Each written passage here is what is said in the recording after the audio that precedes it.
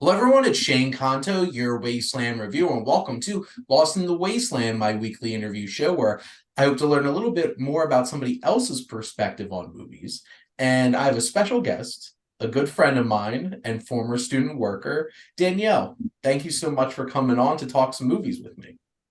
Of course. Thanks for having me. I'm excited. And to get things started, I it's fun because a lot of people have very interesting reactions to this question. But Danielle, what's your favorite movie? Okay. I don't know. I love a lot of movies. That's my problem. I'm really I get sucked into things very easily, but I don't know. I really like The Greatest Showman. I Okay. think the soundtrack is just so good for that one. Or Encanto. They kind of compete for my favorite movie constantly. Because Encanto makes me cry every time. It's funny because people make jokes about my name, Yep. Shinto. Yep. Just like, well, there you go, you did it. You're so clever. Exactly. Hmm. But the music in both of them are fantastic. I took my mom to see The Greatest Showman when that first came out in theaters, and wall to wall, just amazing music. P.T. Barnum in real life was absolutely horrendous. In the movie, wasn't that great of a person either. But you know what? Yeah. It's a fun time. Yeah, exactly. I'm the movie gives me chills. I feel every time I watch it. Even when I was in high school, I would put on The Greatest Showman in the background while I'm doing Yeah. homework and stuff. Just the soundtrack was so good, and I don't know. I really liked all the characters.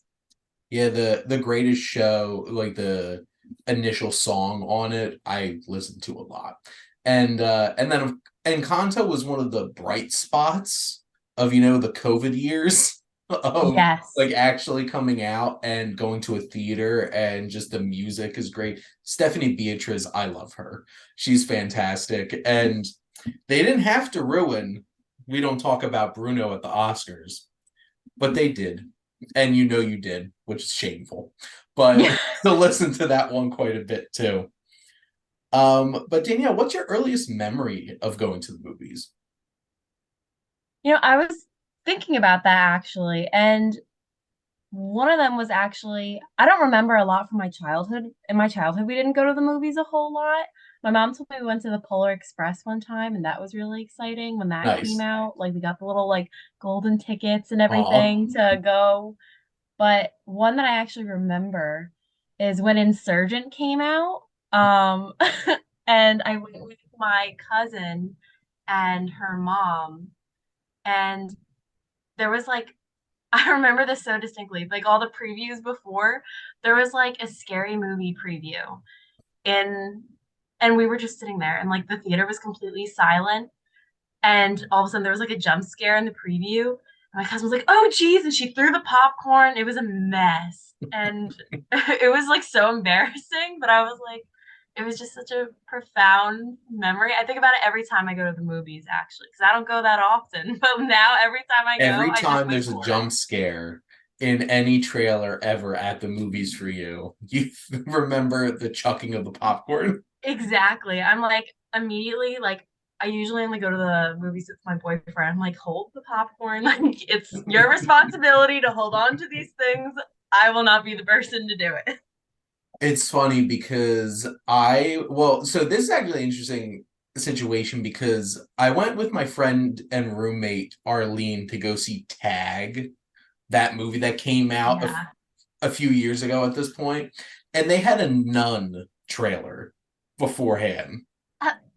And I hadn't watched the trailer yet, but Arlene did, and she knew Yeah. exactly when the jump scare happened, and she grabbed me when it happened, No. and I jumped in my seat. I'm like, I hate you so.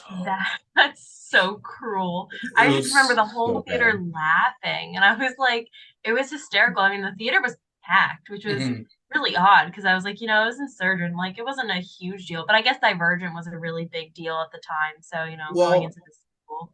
I feel like starting with my age, every age has those like big YA movies that come out that are a big deal. And like, I feel like when I went to college, so like those in middle school and high school at that time, it was Hunger Games because the first Yeah. Hunger Games came out when I was a freshman, I'm pretty sure.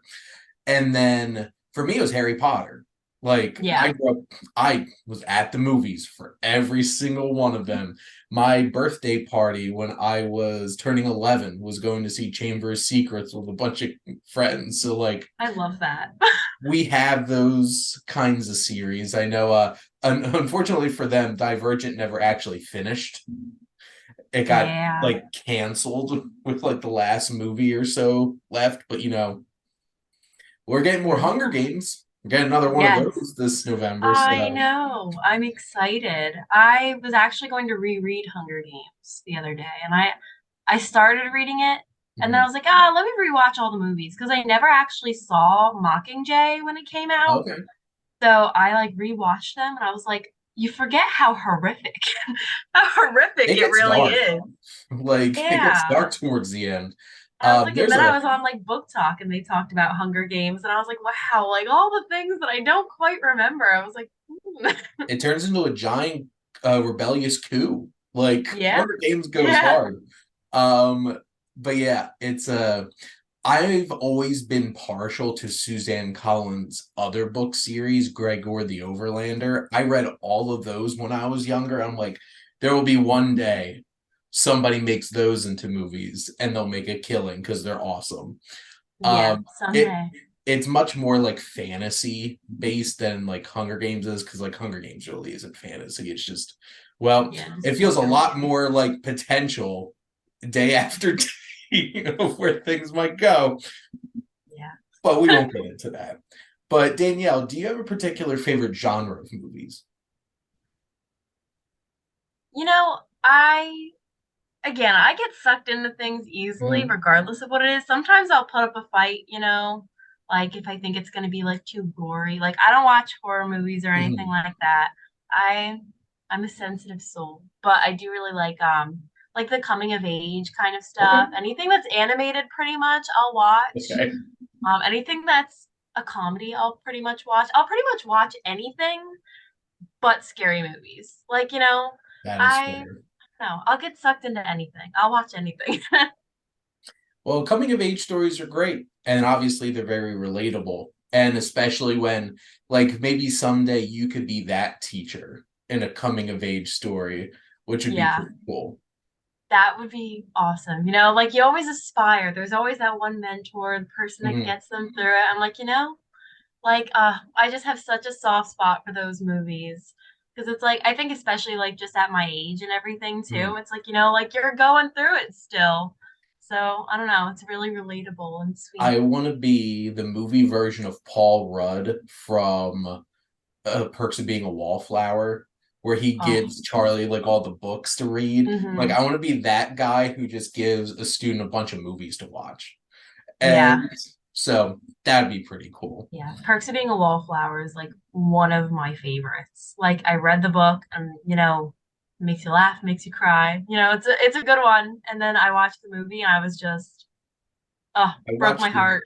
I watched the movie in college and I was gutted. I was like a junior in college, and that just like bam, and I'm just like, oh, I love this, and it's in because like I relate a lot to Charlie, not in Yeah. every way. I'm Yeah. okay, I promise. Uh, but like there's certain things about him just like that was definitely me. That was definitely Yeah. me. And I would have loved a teacher who would give me a bunch of book assignments.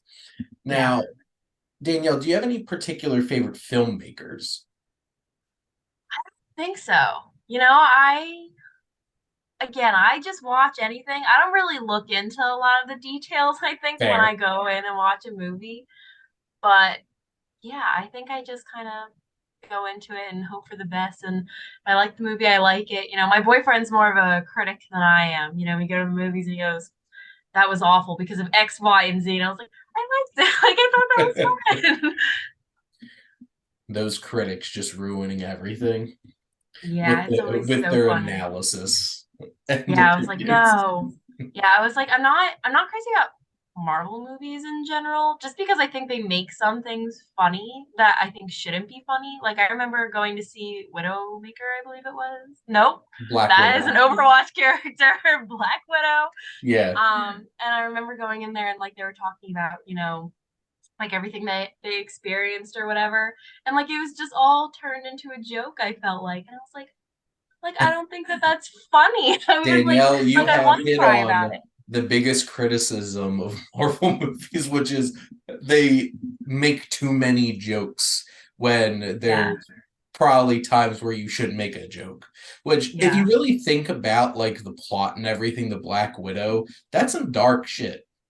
Like Yeah. I was like, you know what? Like reprogramming of I women. sometimes you want to go into a book or a movie and like you want to have your heart broken a little bit, Yeah. Like you want to hurt a little, you want to cry a little. I was like, so stop joking. Like I was tearing up at the scene and then they sit there and they're cracking jokes and I was like, I'm like the moment is ruined. You just represented a whole entire section of the internet that's just like, she's so right. And I'm a big I Marvel fan, but like I will admit, like, there's definitely moments where it's just like you could have used without that joke. We Yeah. were feeling something, but just Yeah. had to go I think there. that's a big criticism for everything in general. Is like people don't want you to sit with uncomfortable feelings for too long, where it's like everyone refuses to kill off certain characters. Like I can think of lots of shows that do it, and I can think of lots of books and movies. I'm like, just kill them. Like I am okay with having my heart broken right now. Like just like kill them. I will cry about it. I will mourn their loss. I said, but we can move on, but no one wants to do that because no one wants you to be uncomfortable for too long. Enter Game of Thrones, who's just like, we're gonna kill Yes. everybody.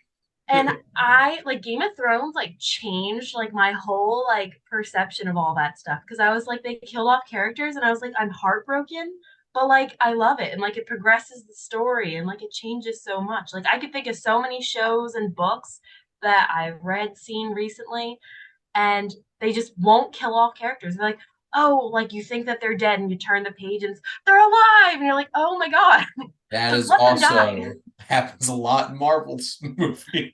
Yes, Um, drives me crazy. it's very rare that they actually like pull the trigger and just like sit with it. And Game of Thrones killed my two favorite characters in the first season. I'm like, wow, show. That's Yep. Yeah, I I was like, you know what? It hurt, but I was okay. I 100% would have been Ned Stark if I were in Game of Thrones. Hmm. And I Hmm. would have wound up dead Me too. because I'm too good of a person.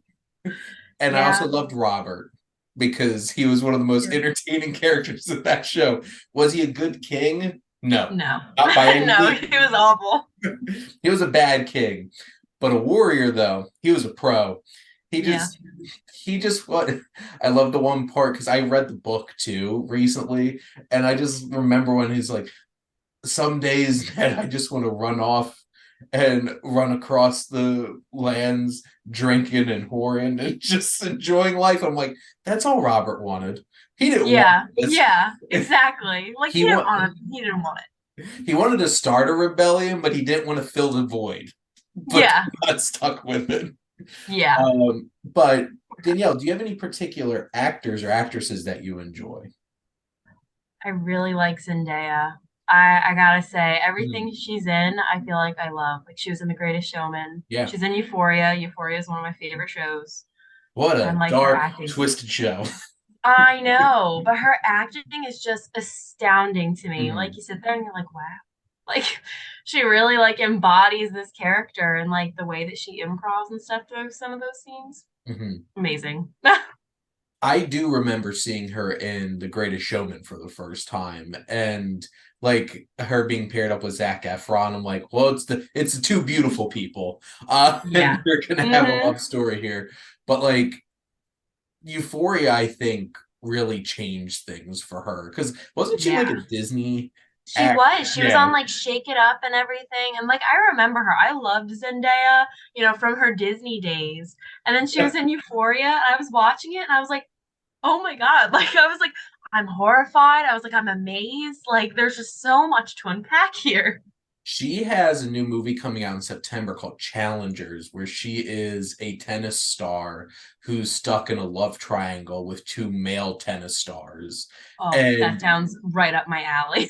and knowing that it's Luca Guadagnino who's directing it, who made Call Me by Your Name and stuff like that, I'm like, this is gonna be hot and heavy and intense. And I'm like, I'm Yeah. ready for it. She's been prepared. Euphoria prepared her.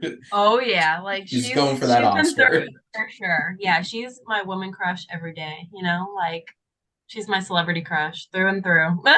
There you go.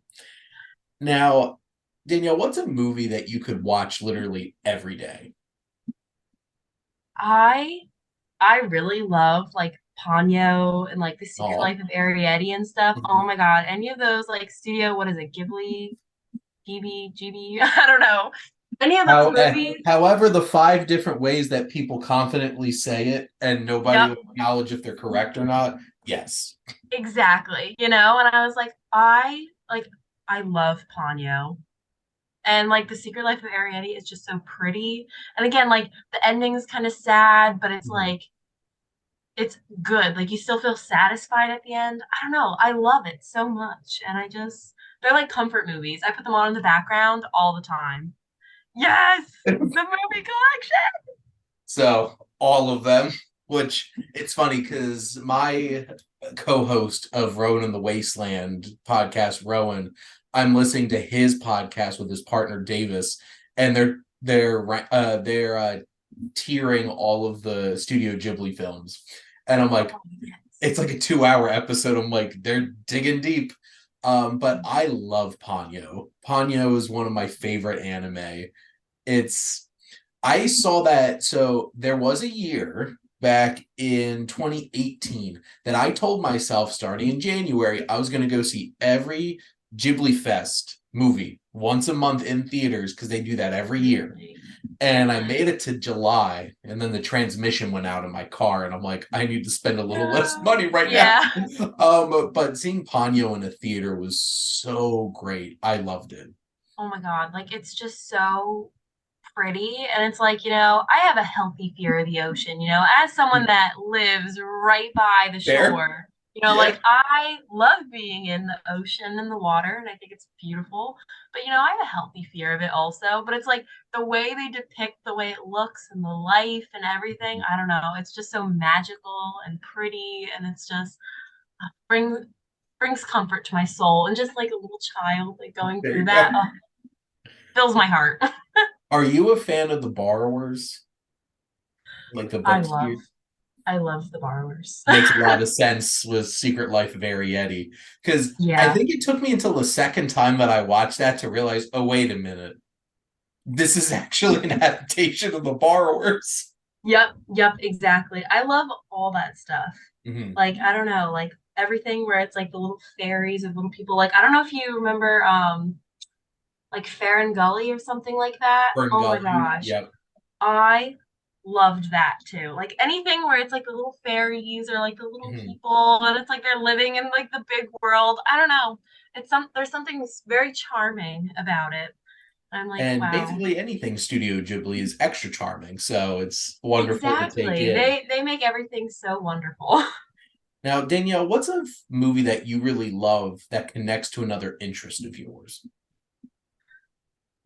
I would probably say, I mean, I feel like any book to movie adaptation is really going to be like in my interest zone. There you go. Like I love a good book, as I've said. I read constantly. Um, but like Paper Towns is one I think about all the time. I Okay. really like that one from John Green.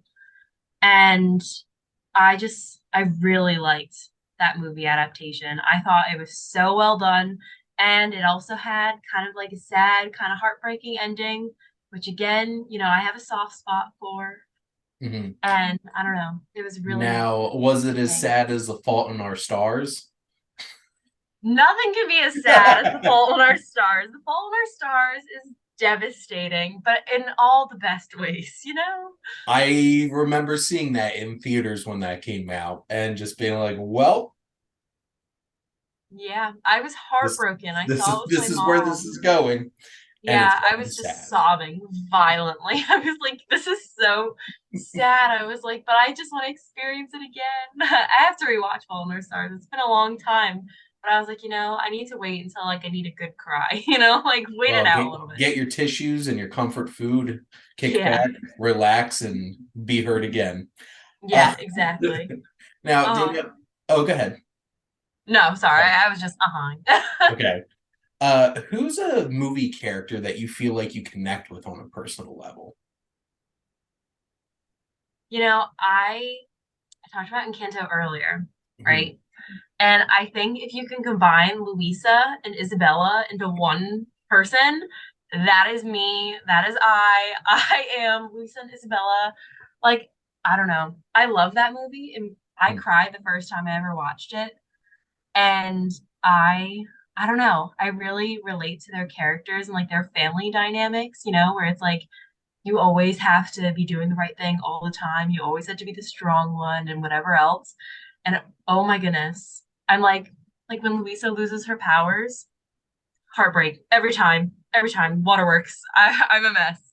I was like, but I relate to it so much, and I just love it. That's why it's one of the best movies, hands down. Absolutely. And it's why kids still sing We Don't Talk About Bruno. And Yes. it's what at least 2 years since that movie came out.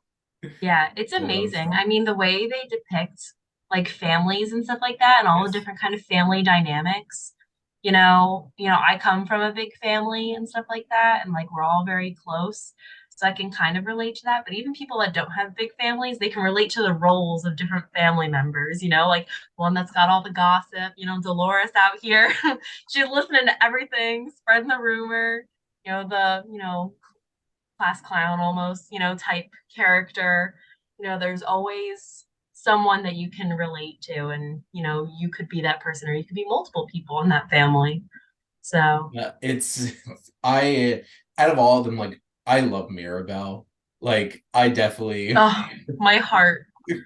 Yeah, I love I her. definitely feel her on a personal level. It's just like wading through all the family stuff and Yeah. just get, and in the end she's the one who gets it all dropped on her shoulders Yeah, and I and think has to fix that it all. it's just so profound too, because like you think about it, and like Luisa's always supposed to be the strong one, and Isabella's always supposed to be the perfect one. Nothing she does is wrong, and like Mirabelle's like trying to live up to their legacy and whatever else, trying to find her own way through it, and it's Mhm. like she's been kind of like just tossed to the side, and doubted and whatever else, and I just like their whole little family, like I just I love how it all kind of comes together in the end, how they all kind of, learn to overcome, that one aspect of themselves. They could be more than just being the strong one.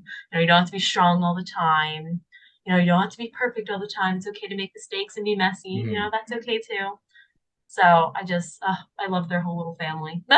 What a great movie for kids to learn a lot of messages about growing up. So there you go. It's Talk why about we coming love of age. it's why we love Encanto. Oh, Now, yeah. Danielle, what's a movie that you love that you think would surprise people? Okay.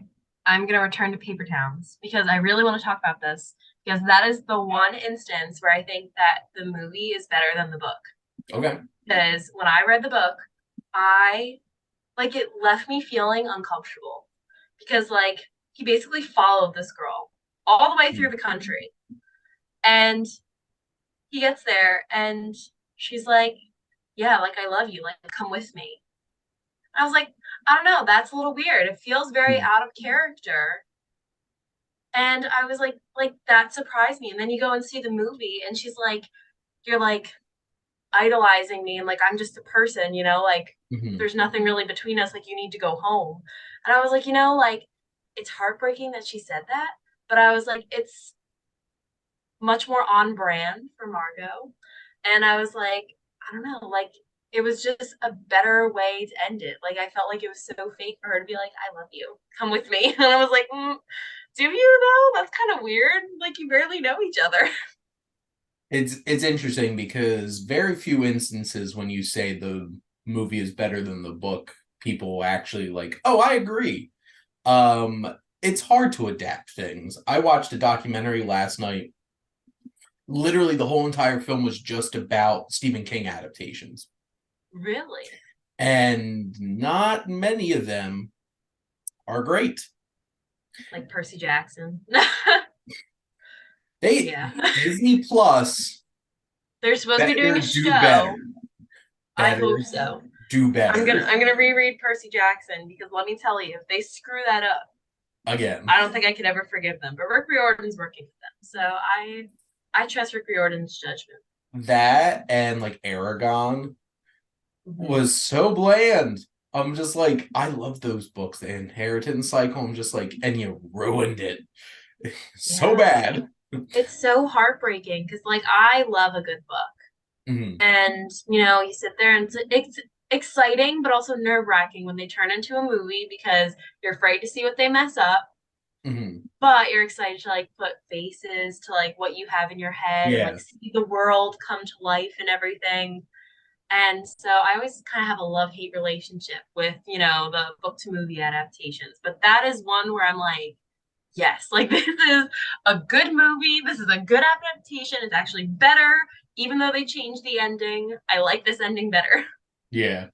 It's you don't often find trashy novels like The Godfather that get turned into cinematic masterpieces. Yeah. Because Yeah. like the book is a trashy novel and it's just Yeah. like it's not great, and you watch the movies like this is the greatest movies ever made, and it's just Yeah. like sometimes you just need a great concept and stuff like that to run with. But trying to, I think Harry Potter did a great job. Like they Yeah. cut a lot of stuff obviously, but Yeah. like, which apparently Warner Brothers wants to make TV show now so that they could like Yeah. really flesh out everything from the Yeah. books. But like it's too soon. But whatever, they're gonna do it anyway. And you know what? Yeah. I'm gonna watch it. So Yeah.